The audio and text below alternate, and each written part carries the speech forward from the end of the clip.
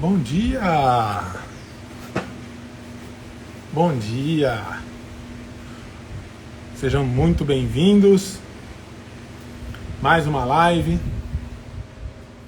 Um bom domingo desde já para todo mundo. Bom dia, Flávia.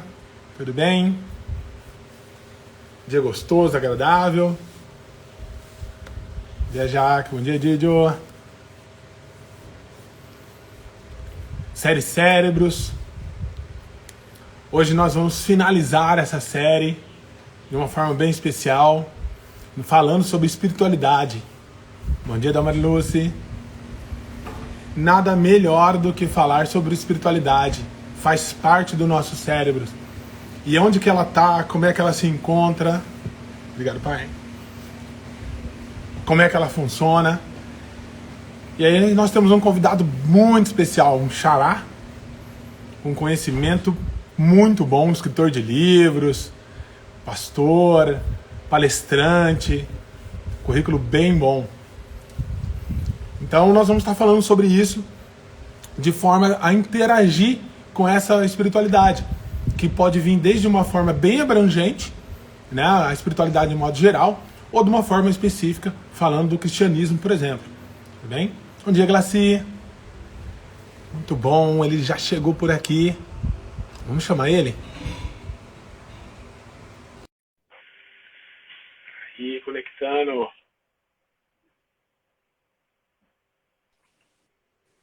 Bom dia! Bom dia! Bom, obrigado desde já pelo aceite do convite, por estar participando da nossa última live aí de uma maneira bem espiritual, falando de um tema assim que é perfeito para finalizar essa série de cérebros aí. A gente vem falando bastante sobre o cérebro triuno, a parte racional, subconsciente, parte emocional e como é que flui tudo isso. E aí eu falei assim, espiritualidade, como é que deixar de falar sobre isso, né? Então, muito bom ter você para a gente contribuir. E aí eu peço para você se apresentar, por favor, Marcelo. Primeiro, muito obrigado, como você falou, xará, pelo convite, pela oportunidade, pelo respeito, pelo carinho. E uma honra e um desafio a gente falar sobre esse tema tão rico, tão atual e, ao mesmo tempo, tão difícil e tão incompleto, né? Porque na neurociência e nas ciências cognitivas em geral, a gente tem pouco avanço nessa relação entre a espiritualidade e o funcionamento do cérebro. Mas como você pediu para me apresentar rapidamente, eu sou teólogo de formação, psicanalista, palestrante, escritor. Escrevo muito na linha da espiritualidade, também da saúde emocional e dos relacionamentos interpessoais, né? Que são esse lugar preferencial da expressão da nossa saúde emocional, né? A nossa saúde emocional se expressa finalmente nos nossos relacionamentos interpessoais, porque a espiritualidade também é um relacionamento com Deus, né? Então, um pouquinho do que eu tenho feito, e mais uma vez obrigado pela oportunidade. Eu que agradeço. Só um adendo, também faz a coordenação dos Homens com Propósito, né? Sim, eu sou o fundador e o palestrante titular do Ministério Homens com Propósitos. E está em quantas cidades hoje em dia? Nós estamos em 32 cidades de 7 estados da federação. Um ministério que começou em Maringá, não é? E que foi se multiplicando, se expandindo. E além desses polos, né, através de uma parceria muito bonita com um ministério chamado Com Cristo no Cerrado, o Homens com Propósitos, junto com Com Cristo no Cerrado, já distribuiu mais de 500 mil de mensagens minhas para homens e mulheres em todo o território nacional. Caraca, parabéns, muito legal. Muito Obrigado. Bom. Valeu. Muito bom. Marcelo, quando a gente fala de espiritualidade, eu sei que é um tema bem abrangente, até se for querer complicar, a gente complica, mas como ela está no nosso cérebro, aonde ela se localiza. Na verdade, eu acho que a gente podia começar dizendo assim, o que é espiritualidade, né? Que isso é um tema, muitas vezes, como a gente viaja muito no Brasil, pega vários tipos de pessoas, várias etnias religiosas mesmo, mas quando a gente fala de espiritualidade, o que ela é? Que muitas pessoas têm um entendimento que eu posso dizer que está até equivocado, muitas vezes. Uhum. Essa é uma pergunta fundamental. O que é espiritualidade? Qual que é a diferença, por exemplo, entre espiritualidade e religião?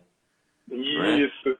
Porque a expressão religiosa é uma expressão comum do ser humano, mas ela se refere muito mais ao modo como nós organizamos as nossas crenças, as nossas convicções e as práticas que dessas crenças decorrem. A espiritualidade é a nossa abertura para a transcendência, para o que está além do mundo material, da vida material, não é? O contraponto para a espiritualidade é o materialismo, não é? O materialismo que está representado filosoficamente no materialismo histórico de Feuerbach, de Marx, de Sigmund Freud. Eu sou psicanalista, mas Freud é um representante da teoria filosófica que a gente chama de materialismo histórico. E também nas ciências você tem um materialismo científico, não é? Uhum. As ciências, em geral, tendem a se concentrar apenas naquilo que tem uma relação com o corpo, com a biologia, com a anatomia, com o físico, com o químico, não é?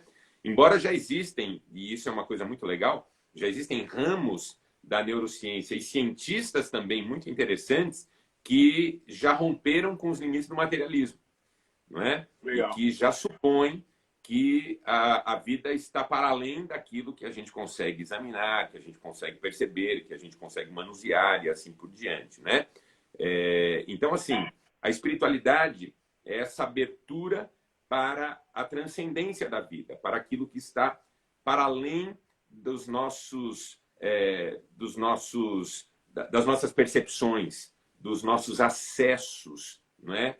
Por meio das nossas capacidades perceptivas e sensoriais. E nem toda espiritualidade é igual, né? Você falou, por exemplo, cristianismo. O cristianismo tem uma espiritualidade, mas é uma espiritualidade que se baseia em convicções essas que se baseiam na revelação, não é? Na revelação de Jesus Cristo como a promessa cumprida, o Verbo encarnado, o Deus conosco, o Deus em pessoa visitando a humanidade, e também na revelação que é o conjunto das Escrituras Sagradas, né? Então, a espiritualidade como abertura para a transcendência, no cristão é vivida com base na revelação cristã, nos princípios cristãos, nos valores cristãos. Mas uma pessoa pode viver uma espiritualidade fora do contexto. Se ela é verdadeira ou não, aí é um outro aspecto, porque toda fé vai reivindicar verdade. Eu, como cristão, reivindico que a verdade é o cristianismo, é a fé cristã. Mas eu não posso negar a espiritualidade do outro, que tem uma abertura para o transcendente igual à minha, mas uma compreensão da transcendência diferente da minha. Perfeito. Muito boa definição. Então a gente pode dizer que a espiritualidade ela está no sistema límbico, a gente chama de paleocórtex, o cérebro emocional. Ela tem esse link direto ali com o tálamo, com o hipotálamo, com aquela parte que eu preciso de uma emoção para mim poder ter uma espiritualidade. Existe esse link? Olha, existem teorias, tá, Marcelo? Por exemplo, há quem faça essas ligações, como você descreveu, em relação a um córtex anterior, vamos chamar assim, e ao sistema límbico, mais especificamente. Há quem faça uma relação entre a espiritualidade e o lobo parietal, não é? Que seria uma fonte, por exemplo. Existem estudos, por exemplo, feitos no Canadá, na Inglaterra, que mostram uma série de reações dentro desse lobo parietal quando o assunto é espiritualidade, né? Diminuições, aumentos na função dessa região do cérebro. Mas o que a maior parte dos neurocientistas que eu respeito dizem? Quando o assunto é espiritualidade, a gente consegue dizer quais áreas do cérebro são afetadas e como o cérebro reage. Mas não dá para entender se o cérebro tem algum tipo de participação no fenômeno da espiritualidade, na busca pela espiritualidade. Ou seja, qual que é a discussão mais interessante hoje no campo das neurociências? Se o cérebro, de alguma maneira, promove essa busca espiritual ou se ele apenas reage a ela e ela transcende a ele. Essa é uma questão interessante. A Elizabeth Rudinesco, que é uma psicanalista espetacular, ela fala: a alma não é uma coisa. E ela não é da espiritualidade, ela é da psicanálise. Mas ela diz: a alma não é uma coisa. Não é? A alma se relaciona com o cérebro e é percebida pelo cérebro. E o cérebro reage a ela, sim, mas o cérebro contém a alma de modo que você localiza a alma totalmente no cérebro? A resposta de muita gente hoje é não. E isso para nós tem muito sentido, porque tem um livro que chama Conexão Corpo, Mente e Espírito, que a autora já falecida chama Candace Pert, é uma pós-doc americana, e ela descreve que ela, um estudo de um pós-doutorado dela, se não me engano, que ela descobriu a molécula da emoção. Ela fala que a molécula da emoção, ela está no corpo todo. Na verdade, ela chega a relatar que o cérebro tem alguma porcentagem menor que 5%. Ela flui no corpo. Então, se for nessa linha, tem muito sentido, né? Onde você está ali com a espiritualidade, você sente essa emoção, não é uma coisa só do sistema límbico. E aí a gente volta a falar que a gente tem comentado, o cérebro não está somente no cérebro, né? Ele está no corpo todo. Ó, você trabalha com microfisioterapia, que é uma compreensão da emoção, né? Diferente do que a convencional, né, Marcelo? Perfeito. Perfeito. Para nós, essa memória celular, né? Ela está no corpo como um todo. A gente costuma falar assim: onde que eu guardei esse problema, esse estresse? Eu guardei no estômago, na minha gastrite nervosa. Então, peraí, é um lugar que eu somatizei. Mas eu vou ter uma memória em relação àquilo. Quando eu sinto aquele cheiro de café com bolo de fubá, me arremete a outras memórias da minha avó, e aí o corpo está todo ligado. Então, a microfisioterapia trabalha exatamente desse jeito, perfeito. Você sabe que tem uma teoria bíblica que muita gente... Porque a nossa influência cristã, do ponto de vista da filosofia que está no arcabouço, ela é muito grega.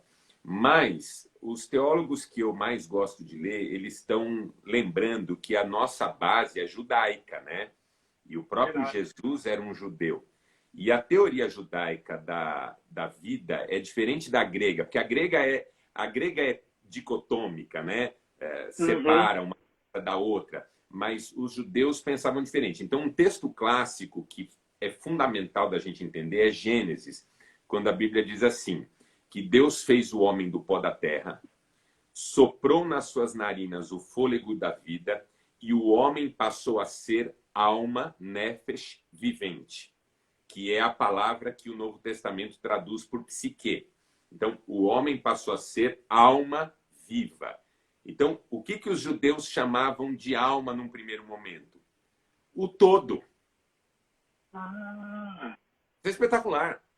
Porque o que eles de alma era o todo. Então, assim, esse homem formado do pó da terra e soprado nas narinas pelo fôlego da vida, que é ruá, que a palavra ruá é espírito. E no Novo Testamento é pneuma. Então, o pneuma, o hagios, né, o pneuma santo, o Espírito Santo é o mesmo fôlego. É esse sopro vivificante. Por isso que quando o Espírito desce sobre a igreja, é um som como de um vento impetuoso. Né? Então, esse ruá da vida que é soprado nas narinas desse homem formado do barro, modelado do barro, essa combinação desse sopro que ocupa todas as partes daquele barro modelado e vai vivificando cada grão, que a gente poderia chamar hoje de cada átomo ou de cada célula, a hora que essa combinação acontece e aquilo começa a funcionar, começa a viver, essa combinação os judeus chamaram de alma. Isso é extraordinário, porque mostra isso que você falou, que tudo está tão interligado que se você toca num ponto do corpo, as emoções respondem. Perfeito, perfeito. E é assim, eu estava pegando um livro, até te mandei uma coisa ontem, que pegaram animais que deixaram ele em isolamento, esses animais perderam conexão, sinapse, né? E eles começaram a ter alteração do seu comportamento social. Então, é exatamente o que você falou, o toque, ele não se dá no cérebro. Ah, eu vou tocar o meu sistema límbico. Não, como é que eu toco o meu sistema límbico? Eu toco a emoção. E esse toque, muitas vezes, a nossa aula de introdução do curso, da formação de microfisioterapia, nós falamos que o toque, eu posso ter a mesma miligramas de pressão, mas a intenção sobre ela muda tudo. Eu posso colocar essa intenção dentro de um transporte coletivo lá em São Paulo, dentro do metrô, ou fazer exatamente a mesma pressão e ter uma intenção diferente. Por exemplo, pessoal, olha, me dê licença, né? Ou estou aqui para te ajudar. Então, o seu pensamento, a sua intenção, junto com o seu gesto, ou seja, o todo, ele vai mudar completamente a sua percepção. E olha como tem ligação. Hoje, os estudos mostram, tem uma fibra chamada fibra C reativa na pele, que ela migra do sistema nervoso, e ela que faz a percepção dessa sensibilidade desse toque. Se esse toque é com intenção ruim ou é com intenção boa. Então ela capta muitas vezes antes de tocar o que está acontecendo no ambiente. Então é exatamente justificando tudo isso que você falou, que a gente pega esse sistema e fala assim, peraí, quando eu vou interagir com uma pessoa, quando eu vou tratar uma pessoa, quando eu vou conversar com uma pessoa, e eu falo exatamente, entra na espiritualidade do ambiente, o que essa pessoa está percebendo? Qual é a minha intenção? E essa pessoa percebe, muitas vezes, qual é a intenção antes de tocar. A gente fala em psicanálise que até inconscientemente ela percebe, né? Porque, de fato, existem muitas... Na psicanálise a gente fala muito isso, que o inconsciente capta aquilo que a consciência nem percebeu que foi captado. Que o inconsciente se apropria daquilo que a consciência sequer teve noção de que estava posto. E muitos dos nossos traumas e das nossas questões emocionais mais agudas estão no contexto do nosso inconsciente e não na nossa consciência, né? E por isso que muitas das nossas respostas, reações, são diferentes das respostas e reações de outros às mesmas provocações, aos mesmos estímulos, às mesmas circunstâncias. Eu queria falar um negócio sobre o que você falou aí, que é muito legal, que é o seguinte. A gente fala muito em inteligência emocional, né? E eu faço palestras e falo muito sobre a saúde emocional, o equilíbrio emocional. E eu falo que não houve pessoa, para mim, mais plena, mais completa do que Jesus Cristo, não é? Jesus Cristo era pleno, racional, emocional, socialmente, em todos os sentidos.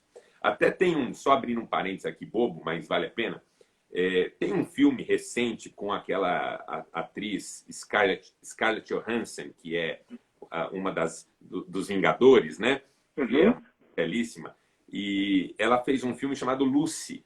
Lucy. Assisti ontem. Esse é um dos piores filmes que eu já vi na vida. Por quê? Porque é um filme sobre usar 100% do cérebro, feito por gente que não usa muito do cérebro. E aí, qual que é a sacada do filme que eu acho horrorosa, né? Quanto mais ela desenvolve a sua capacidade de usar todas as áreas do cérebro, tanto mais ela diminui, ela se confina num mesmo espaço. No final do filme, ela vira um pendrive. É verdade.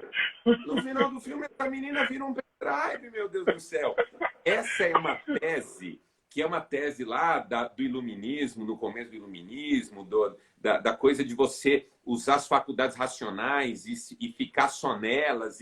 Então, essa menina vai usando cada vez mais do cérebro, mas ela vai ficando cada vez mais limitada, cada vez mais só no campo da racionalidade, frieza.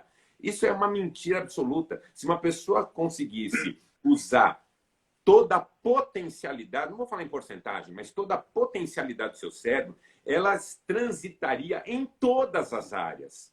Não é? Na emocional, na racional, na relacional, na espiritual. E aí que eu falo que o símbolo máximo do uso pleno das potencialidades cerebrais não é da Lúcia, é de Jesus Cristo.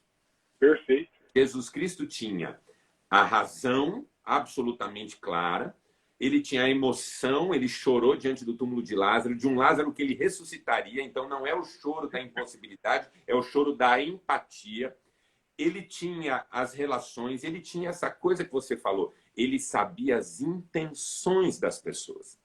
Não é? E o texto bíblico diz assim, ele percebendo-lhes as intenções, não é sabendo, é percebendo. Porque a ideia do texto bíblico é mostrar que as intenções das pessoas afetavam todo o ser de Jesus, e não só a mente dele. Não é? E o toque de Jesus, por exemplo, quando uma mulher lhe toca por trás, no manto, ele sente um toque que nem lhe encosta.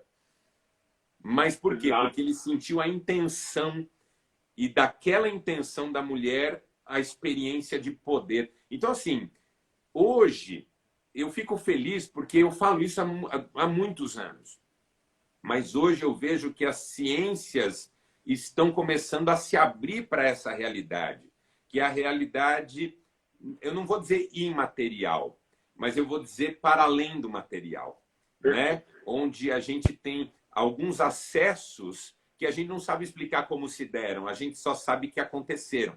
E aí que a espiritualidade é fundamental, porque tem duas coisas que a Bíblia diz que eu acho fundamentais. Primeiro, que Deus colocou a eternidade no nosso coração. E essa é uma verdade. Eu li um neurocientista esses dias, até por causa da entrevista, e ele estava falando assim, eu não sei se existe vida após a morte, mas eu espero que exista. Eu achei sensacional, porque assim, é uma coisa do ser humano, a gente deseja que a vida seja mais do que isso. E esse desejo, a Bíblia diz que foi colocado no nosso coração por Deus. E segunda coisa que a Bíblia diz é que Deus nos fez desde o âmago do nosso ser. Então, assim, em algum lugar em nós, Deus colocou essa porta que se abre para o eterno. Em algum lugar na nossa Constituição, Deus colocou essa antena. Porque o cérebro não é uma máquina apenas em funcionamento próprio, mas ele é também uma máquina que tem uma antena para alguma coisa que está acontecendo fora dele. Entendeu? O cérebro não é um liquidificador, o cérebro é mais um computador ligado à internet. Ele tem esse Wi-Fi e ele capta essa informação que ele não produziu, mas que veio. E que veio da transcendência, e que veio do eterno, e que veio de Deus. E a Bíblia chama isso de Espírito Santo. Ou seja, isso não, né? Esse, de Espírito Santo. O Espírito Santo testifica com o nosso espírito, que é esse link, né? É o link. Onde é que se dá o link? Espírito com espírito. O espírito se comunica com a alma, que se comunica com tudo, não é?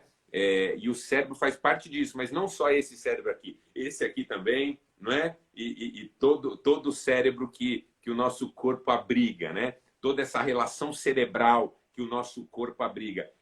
Tudo isso está sensível a uma comunicação que vem do além da nossa percepção motora, sensorial, o que quer que seja, né? Eu acho que é um tempo muito favorável para a gente entender melhor todos esses fenômenos, todo esse processo, se abrir para Deus, deixar Deus tocar o coração da gente, falar com a gente e construir com isso uma sociedade muito melhor e muito mais feliz. Exatamente, porque é uma consequência, né? Porque se você colocar isso até um pouco mais racional, mas o córtex, que é o racional, muitas vezes você tem que estar pensando constantemente. E quanto mais coisa que você tem que estar sobre o seu controle, eu caso compro a bicicleta, eu tomo uma decisão, não deixo tomar uma decisão, mais eu inibo o meu sistema límbico, o meu paleocórtex, a minha parte emocional, até a minha parte arcaica, né, de intuição. E aí, automaticamente, isso alguns autores falam, eu vou me distanciando da presença do Espírito Santo, porque ele é leve. Nós costumamos falar o seguinte, muitas vezes a gente faz uma sessão de micro e tal, a gente percebe que tem muito bloqueio da individualidade. E o que isso significa para nós? Que cada couraça que aquela pessoa coloca, ela vai se distanciando da sua essência. E aí eu vou colocando redomas de vidro que ninguém vê, mas também ninguém entra, que eu tenho que mudar o meu comportamento e também mais mudar quem eu sou. E por consequência, eu começo a rir de uma maneira meio forçada, eu começo a pensar para fazer as coisas. Então, cada vez que eu tenho um trauma que eu não consigo lidar, eu coloco uma proteção, uma couraça, e eu vou me distanciando da minha essência. Mas o que é essa essência? É o que você falou. A essência, o que o Enneagrama fala, que é no meio dessas 9 personalidades do Enneagrama, é estar mais perto do Espírito Santo, mais perto de Jesus. Por quê? Porque é onde eu consigo rir à toa, rir com facilidade, ser eu mesmo, sem ter que me preocupar de talvez o que estou fazendo está certo, está errado. Então, quanto mais longe eu estou da minha essência, também talvez mais longe eu estou do Espírito Santo, mais longe eu estou da minha espiritualidade. Né? Isso dentro de uma igreja, fora de uma igreja, num relacionamento interpessoal e tudo. E aí, por consequência, aquele com quem eu me relaciono vai ser a mesma coisa. O coração, tem um instituto lá nos Estados Unidos que fala que o coração tem um campo eletromagnético de 8 metros. Então, se você tem uma espiritualidade onde você tem que estar muito racional, o teu coração também vai alterar a sua frequência, o seu campo eletromagnético vai captar aquilo que te rodeia. Então, se você está estressado, querendo mal para o outro, de mal para a vida, você vai atrair o quê? Possivelmente pessoas que têm a mesma frequência eletromagnética, né? E aquilo vai dar problema. Ah, mas eu não sou feliz, eu não consigo. Então a gente acaba criando alguns links com tudo isso que você comentou. Perfeito. Muito bom. E você sabe que você estava falando aí dessas couraças, né? Eu estava pensando aqui, né? Eu sou por definição e por fé, um criacionista. Eu creio que Deus está na origem da nossa existência. Isso não quer dizer que eu saiba explicar como que isso se deu de um ponto de vista material. Eu sei explicar pela fé. Mas, às vezes, eu leio as teorias mais evolucionistas até por uma questão de compreensão, de entender do que se trata e tudo mais. E essa questão assim do cérebro, numa perspectiva mais evolucionista, é interessante porque se você pensa, num ponto de vista evolucionista, do centro para a extremidade, não é? E do neocórtex como a parte hoje mais de fora, não deixa de aquilo que você fez. Funciona mais como uma carapaça do que como um processo fluido, né? Funciona mais como uma proteção do que como uma integração, né? Funciona mais como um disfarce do que como uma essência, né? Não estou aqui teorizando. Por favor, quem está me ouvindo, não pense que eu estou teorizando sobre isso. Eu estou usando como metáfora. Sou psicanalista, eu gosto muito de usar metáfora, né? Então, quando a gente lê os evolucionistas, a gente fala, por exemplo, do drama da tartaruga, né? Que ela criou mecanismos de defesa tão elaborados que se tornou uma presa muito mais fácil do que seria se fosse mais leve, né? Então, no final das contas, parece que o desenvolvimento humano, na ótica humana, porque o evolucionismo é uma ótica humana de como as coisas são, né? Bastante humana. Então, na ótica humana, parece que quanto mais a gente avança, mais a gente sofre, mais a gente se protege equivocadamente, mais a gente cria coraças e carapaças que nos aprisionam ao invés de nos libertar, mais a gente se vê num mundo cada vez menor de movimentação e de realização. Então, assim, isso aqui é uma bobagem de quem gosta de coisas e fazer metáforas, né? E tem correlação. Me trouxe à mente um paciente que eu atendi, que era policial. Aí aconteceu exatamente nessa linha, acabou encontrando vários bloqueios e falou: Marcelo, eu sou treinado para isso. Então eu sou investigador. Então eu não tenho como olhar para uma pessoa e pensar bem dela. Eu já imagino tudo aquilo que ela pode fazer de mal. Eu já vou criando na minha mente as possibilidades segundo aquilo que eu vejo. Então olha que racional. Ele só coloca aqui no consciente e fica criando tudo aquilo que pode ser mal. Só que vamos jogar na prática do dia a dia. Eu posso estar mal com o meu trabalho, eu posso estar mal com a minha esposa, eu posso estar mal comigo mesmo, porque eu não me aceito. E aí eu vou colocando o quê? Uma retroalimentação consciente de tudo que pode acontecer de ruim na minha vida. E eu acho que entra até um pouco aí, já misturando um pouco as coisas, dessa falta de perdão, porque eu não posso, porque eu não consigo, eu não vou merecer. Então deixa assim como tá. E aí eu vou de ladeira abaixo, retroalimentando tudo que é de ruim. Porque pensar alguma coisa que é bom, talvez trazer o que é o Espírito Santo, o sistema emocional, o que Jesus disse sobre mim, que eu era filho amado, não, longe disso, quem dera, quem pudera, eu não estou nem longe, então deixa assim como está. Então, muito link. Você sabe que tem uma visão que eu acho que vale a pena a gente deixar aqui, que é a pregação de Jesus no Sermão do Monte, né? O famoso Sermão do Monte, Mateus capítulo 5 a 7. A primeira coisa que Jesus faz no Sermão do Monte, para quem depois quiser dar uma olhada na Bíblia Sagrada, é construir identidade. É a primeira coisa que ele faz, construir identidade. Então ele diz, os bem-aventurados, quem são os bem-aventurados? Né? Os bem-aventurados são os humildes, são os pacificadores, são os que têm fome e sede de justiça, são os que choram. Né? Olha que coisa louca, os bem-aventurados são os que choram. Né? E depois ele fala também o sal da terra e a luz do mundo. Vocês são. Né? Vocês são o sal da terra e a luz do mundo. A luz tem que iluminar, o sal tem que salgar. Então, primeira coisa, identidade. Depois que ele fala de identidade, aí ele fala de uma ética, mas de uma ética do coração. Ele fala sobre você ser do lado de fora quem você é do lado de dentro. Por isso que tem que falar de identidade primeiro. É por isso que Jesus fala, ó, se você olhou com intenção impura, você já fez. Se você odiou, você já matou. Você pega o trecho do Sermão do Monte, que vai lá do capítulo 5, verso 17, até o final do capítulo 5, é uma ética, mas que é uma ética da identidade, do coração, do interior, do lado de dentro. Né? Então isso é muito forte. Depois vem, no capítulo 6, a espiritualidade. Olha que coisa curiosa. A espiritualidade vem na sequência, porque ele fala do jejum, da oração, das esmolas, né? Que é a coisa eu com Deus, eu comigo e eu com o outro. Né? E nesse capítulo ele apresenta o maior inimigo da espiritualidade. E o maior inimigo da espiritualidade no Sermão do Monte não é o diabo, é a ansiedade.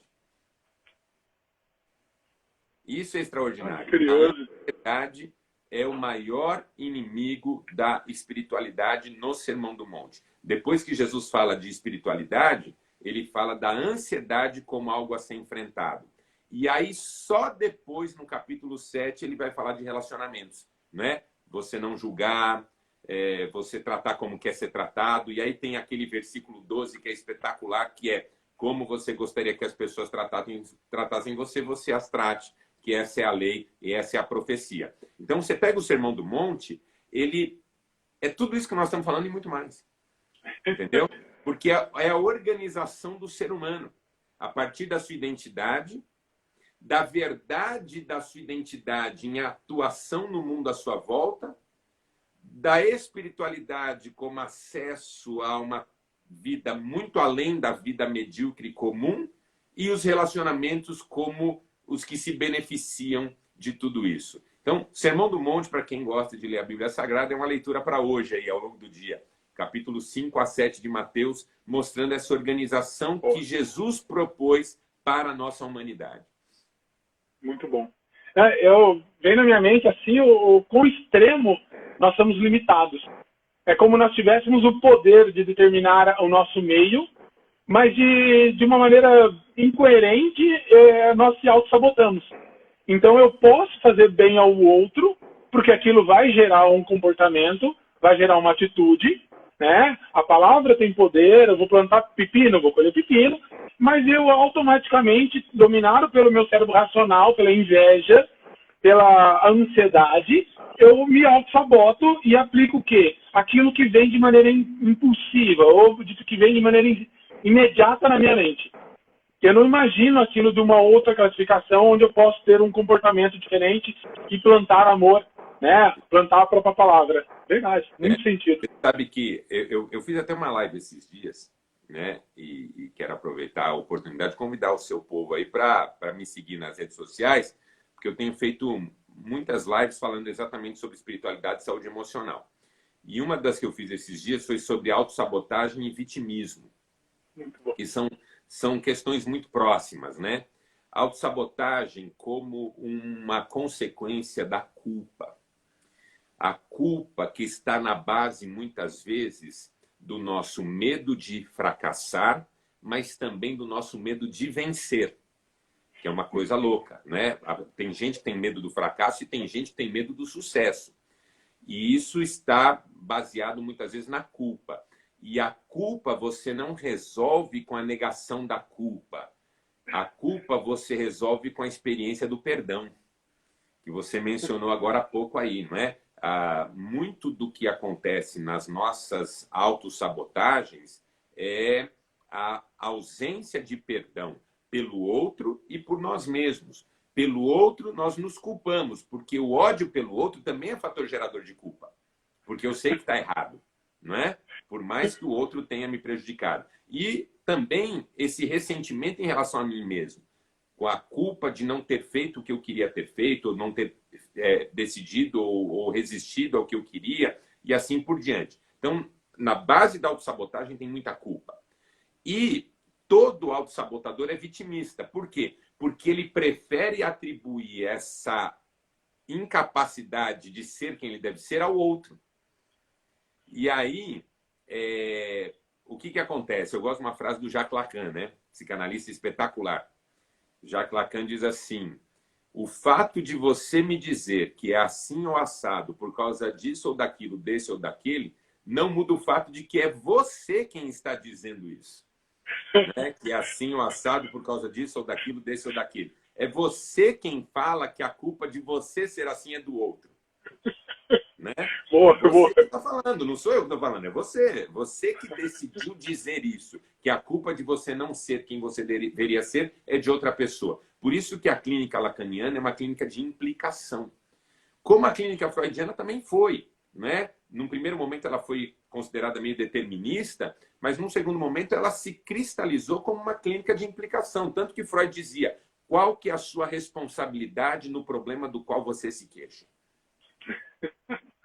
Então, essa postura de compreender e construir a própria identidade, perdoar-se e perdoar, de aceitar o amor de Deus, que é um amor incondicional, exatamente por isso, para eu não ficar lutando para ser ideal, mas para eu aceitar quem eu sou e construir a partir de quem eu sou. Porque quem não se aceita nunca constrói. A distância entre o real e o ideal se torna um abismo.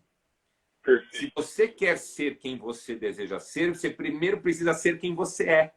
Né? Se eu vou construir um prédio, primeiro eu preciso do terreno. Eu não construo o prédio no ar. Eu preciso do terreno. E o terreno sou eu. Então, tudo que nós estamos falando aqui hoje também tem a ver com isso, que é a grande sacada da espiritualidade cristã. A espiritualidade cristã não é sobre apenas quem é Deus. Também é sobre quem é Deus. Mas sobre quem Deus sonhou que nós fôssemos. E aí quem olha para Jesus tem esse resumo da ópera. O que é que Deus queria que eu fosse plenamente? Eu olho para Jesus e tenho a foto, o filme, o currículo, o modelo, as expressões e tudo mais. Olha aquilo. Eu vou fazer um adendo. Antes de tudo, você começa com uma série amanhã, né? A Dai está falando aqui, chave plena. Então, já deixar o chamado para todo mundo aí. Daiane, obrigado, Daiane, por essa força. Eu estou fazendo um trabalho bastante grande na rede social para ajudar pessoas a lidarem com a ansiedade. Porque a ansiedade é um inimigo poderoso, ela é chamada o mal do século. Só que assim, você vai entender porque você trabalha muito nessa linha também. Eu tenho defendido, e essa é uma questão quase que nova na questão da ansiedade, porque a ansiedade tem sido muito trabalhada por psiquiatras, que eu respeito, e psicólogos comportamentais, que eu também respeito. Mas eu estou trazendo uma contribuição psicanalítica e também pastoral. A ansiedade não é um mal em si mesmo. A ansiedade é um sintoma. E essa é uma questão fundamental. A ansiedade é um sintoma, ela é como a febre. Você pode tratá-la, mas você vai tratá-la com sucesso provisório, com sucesso pontual, com sucesso que lá na frente desmorona. Por quê? Porque quem trata a febre sem tratar a causa da febre, até baixa a temperatura num primeiro momento, mas num segundo momento a febre volta e volta mais forte até. A ansiedade é a mesma coisa. Por que a gente nunca falou tanto sobre ansiedade e nunca sofreu tanto com a ansiedade? Porque a gente está falando errado, Marcelo. A gente está falando da ansiedade como um mal em si mesmo. Eu preciso tratar minha ansiedade. Eu sou ansioso. Eu digo isso nos meus cursos. Você não é ansioso. Uma pessoa dizer eu sou ansiosa é o mesmo que dizer eu sou febril. Você Boa, imagina boa.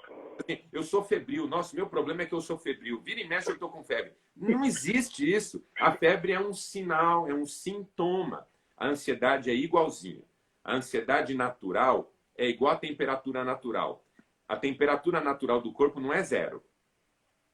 É Perfeito. 36, 35 e cacetada. É a temperatura boa.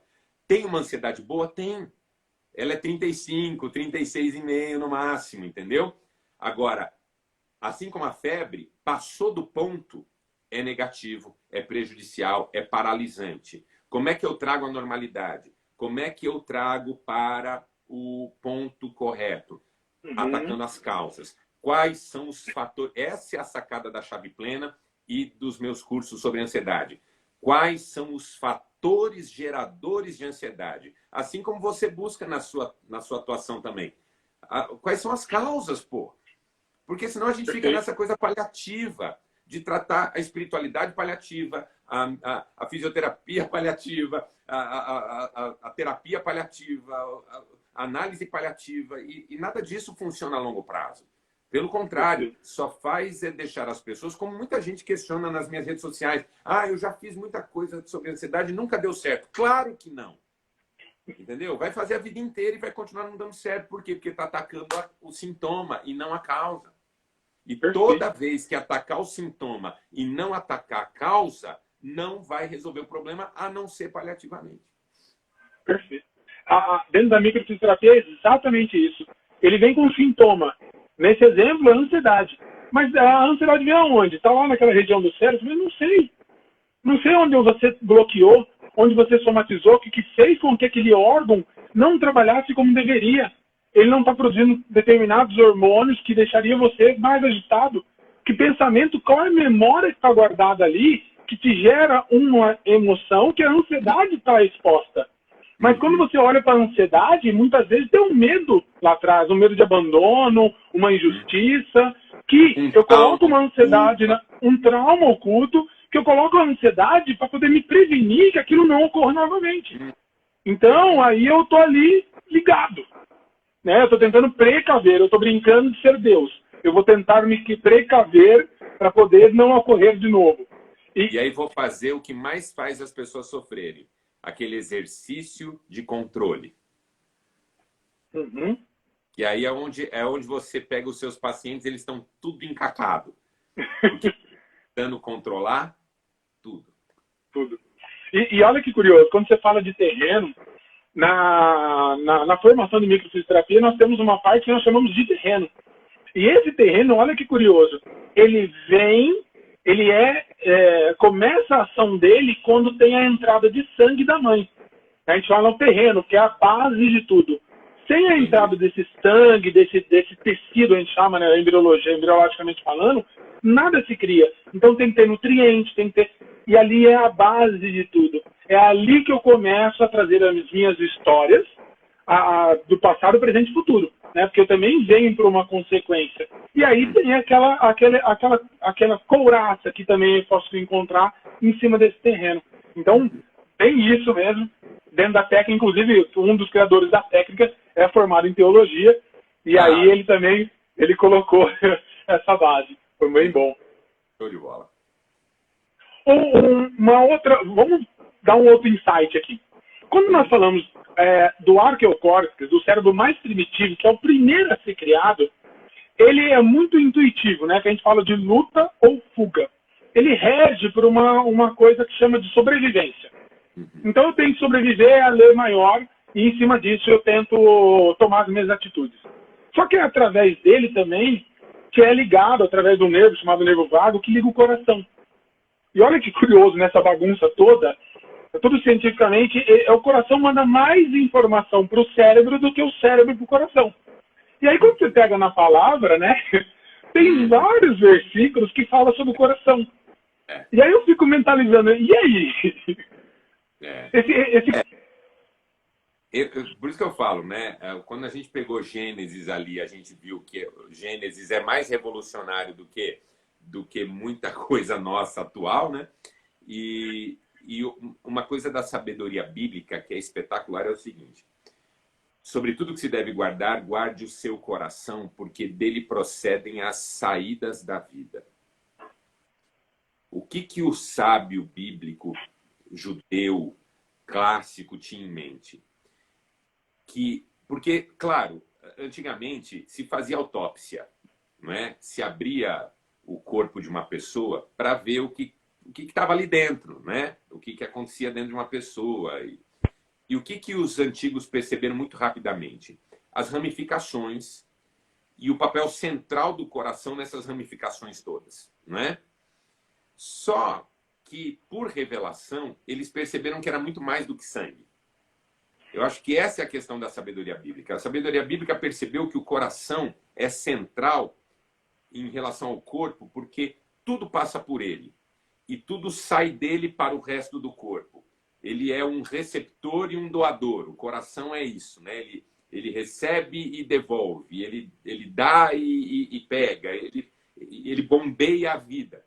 Só que os sábios perceberam o seguinte: é mais do que sangue. O coração, ele é o lugar onde, de alguma maneira, a vida passa e vamos dizer assim, repotencializada, renovada, não é? Então, na sabedoria bíblica, o coração é esse lugar não só das emoções, como a gente fala. O coração na Bíblia não é o lugar das emoções. O coração na Bíblia é o lugar e aí o que você falou, das origens. O que é racional nasce no coração. O que é emocional nasce no coração. O que é espiritual nasce no coração. Então, o coração é a sede das sementes da vida. Onde o coração atua, você tem os insights iniciais para que depois tudo se desenvolva. Essa é a visão da sabedoria bíblica. Que legal. Inclusive, a gente fez uma live exatamente sobre chama coerência cardíaca. É onde você consegue ter uma respiração tal que você consegue regularizar esse batimento cardíaco e regula o sistema nervoso autônomo, todo um sistema nervoso periférico, que aí você... Esse centro de estudo nos Estados Unidos, ele faz essa coerência cardíaca antes de você ter que tomar uma atitude. Então é como a gente andasse constantemente fora de equilíbrio, e o dia que eu quero fazer alguma coisa mais coerente, eu teria que fazer essa coerência cardíaca. Então hoje tem um aplicativo, tem um equipamento maior no computador, tem um aplicativo no celular, é quase se fosse um remedinho para que você pudesse utilizar antes da bronca no seu filho, antes de você tomar uma decisão. Deixa eu te falar uma coisa que é muito interessante. Em psicanálise, a gente fala o seguinte: o primeiro regulador emocional, e não só emocional, mas principalmente emocional, do ser humano é o coração, mas não o próprio, o da mãe. Porque a criança responde no útero aos batimentos cardíacos da mãe. Perfeito. Se acelera, a criança responde com tensão. Se está na frequência normal, a criança se acalma. Então, olha que coisa curiosa. Do ponto de vista da nossa formação, o primeiro regulador das nossas emoções foi o coração, mas não o próprio, o do outro. Entendeu? Então, isso é forte em psicanálise. Por quê? Porque ali no ventre eu já começo a responder ao outro e ao desejo do outro e às emoções do outro. E o modo como o outro se organiza, me organiza. Porque eu sou fruto do outro, eu não sou fruto meu próprio. Agostinho de Hipona disse assim: ninguém se autocriou para poder se gabar disso. Todo mundo é fruto da relação de alguém, de um outro que entrou, que gerou, não é? Essa mãe que gerou é o grande outro, é o primeiro grande outro. As conexões são absolutas, a sinergia, a simbiose, não é? Então, o coração, nesse aspecto, é central até na constituição da nova vida. Né? Perfeito. E é o que a constelação fala, né? Tem que ser gratos pelo pai e a mãe. E quando a gente fala que dentro da microfisioterapia a gente tem uma lesão que pode vir até 4 gerações atrás, a gente fala assim, o nosso formato do rosto, da orelha, é uma morfogenética. Mas também nós carregamos aquela parte emocional que vem da geração. Então, exatamente a espiritualidade, o medo, tudo aquilo também vem embutido ali dentro de você. E que muitas vezes está quase na tampa para poder transbordar e você aciona na sua geração. O seu medo maior, seja ansiedade, seja uma depressão, aciona na sua geração. E vem exatamente por causa disso. Muito legal. Que legal. Bom, muita linda. Show de bola. Bom, muito assim, o que a gente pode falar? A gente pode falar que dentro da Bíblia também tem o cérebro. A gente falou do coração, e a gente viu que dentro da palavra, dentro da Bíblia, tem várias palavras que falam sobre o coração. Mas assim, quando fala de cérebro, tem alguma coisa que ele correlaciona? Sim, não a palavra, obviamente, né? Mas a ideia, sim. Por exemplo, quando perguntam para Jesus qual é o maior mandamento, ele diz assim: amarás o Senhor teu Deus de todo o teu coração, com toda a tua força, com toda a tua alma e com todo o teu entendimento. O entendimento aqui é mais do que conhecimento, mas é a capacidade de aprender, de crescer, de amadurecer.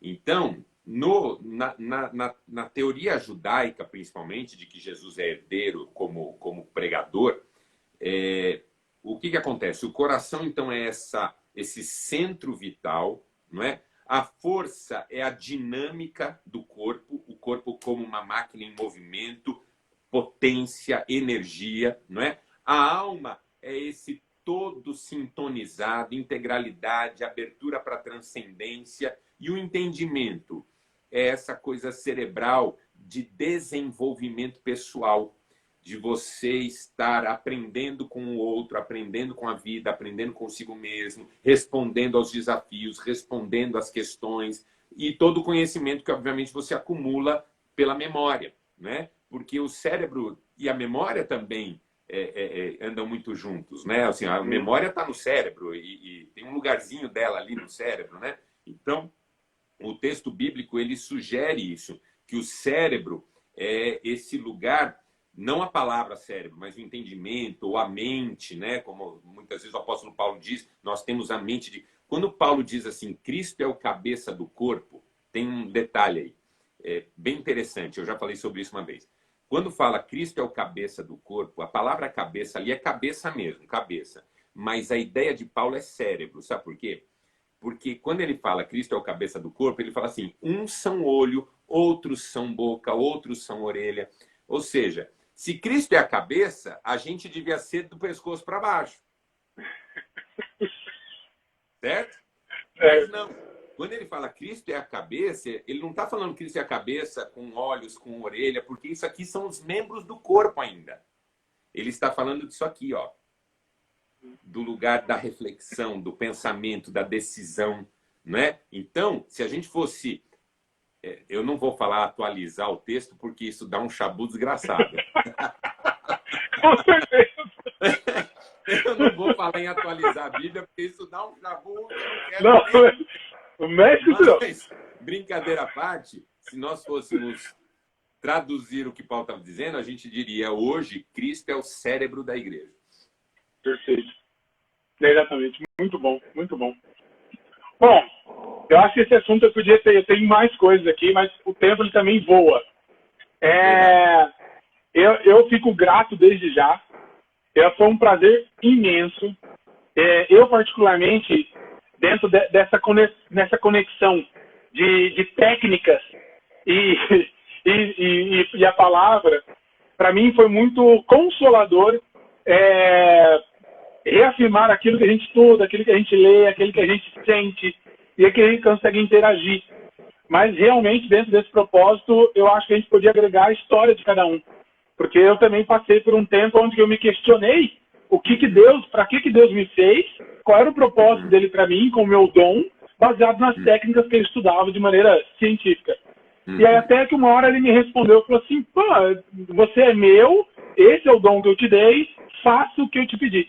E aí aquilo fluiu exatamente dentro da espiritualidade, onde eu comecei a ter gratidão de maneira retroalimentada, onde eu consegui fazer aquilo que eu gostaria de fazer, sem querer justificar para alguém ou para alguma coisa, e aquilo começou a dar resultado, eu comecei a ter prazeres, a ser grato, e foi muito pleno.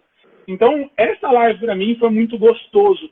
Foi um acalento e uma reafirmação que, na verdade, dá vontade de chamar para colocar dentro de um congresso e você palestrar para muita gente que eu acredito tem o mesmo, passou pelo mesmo medo. Então, eu queria deixar muito a minha gratidão para você, ou a minha alegria por essa live aí. Obrigado, Marcelo. E assim, eu não só agradeço, como quero expressar também a minha admiração pelo seu trabalho. Mesmo quando eu estava pastoreando aí em Maringá e depois, várias vezes, conversando com pessoas que me procuraram para aconselhamento, algumas delas tinham passado pelo seu trabalho e falavam da força do seu trabalho, do impacto do seu trabalho, da excelência do seu trabalho. Então, desde lá eu comecei a me interessar por entender o que é a microfisioterapia, e todos os conceitos, por causa do trabalho que você faz. E aí, parabéns também por tudo que você tem feito aí, a sua dedicação, o seu conhecimento e a ajuda que você oferece para as pessoas. Que Deus te abençoe. Amém, amém, a todos nós. Um ótimo domingo para você. Valeu. Para vocês, né? Nós não estamos sozinhos. Obrigado a todo mundo que nos segue. Tá? Essa é a última live da série, mas prepara aí, pessoal, que vai vir mais. A gente está organizando um novo projeto, a gente vai avisando vocês. Tá bom? E Marcelo, se inscrevam na Chave Plena. Por favor, ontem eu já bati o olho, eu achei muito legal, e você explicando então. E fora os livros que já tem, né? Tem um livro de ansiedade, nós já adquirimos, tem vários outros conteúdos, então sigam, entrem lá. Tem a página também? Siga Marcelo Gomes. Siga Marcelo Gomes, tem a página da internet, todas as redes sociais são Siga Marcelo Gomes. Mas para os livros é o site da editora, que é espaçopalavra.com.br. Aí você tem acesso a todos os meus livros que estão disponíveis. Perfeito, perfeito. Que com certeza, como tem o pessoal do Brasil todo, e às vezes eles não estão com esse link, então fica mais fácil de entrar e fazer esse pedido. Mas agora que o Instagram, com toda essa informação que você tem lá, também vai dar muito acalento no coração do pessoal. Obrigado, viu? Obrigado, irmão. Valeu. Deus te Um abençoe. abraço. Amém. Um abraço. Tchau, tchau. Tchau. Abraço. Tchau, pessoal.